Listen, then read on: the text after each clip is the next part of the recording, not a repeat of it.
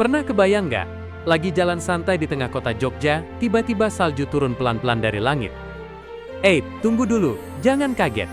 Ini bukan salju beneran kok. Yang kamu lihat ini adalah event spesial menyambut Natal yang digelar di halaman depan Ambarukmo Plaza, Yogyakarta. Suasana tropis Jogja seketika berubah jadi seperti negeri musim dingin.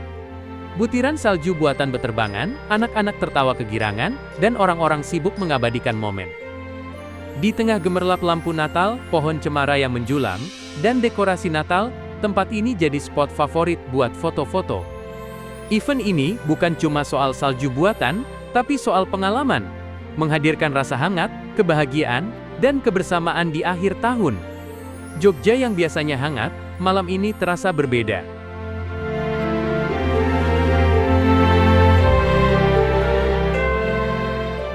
Natal kali ini, Jogja punya cerita yang nggak biasa.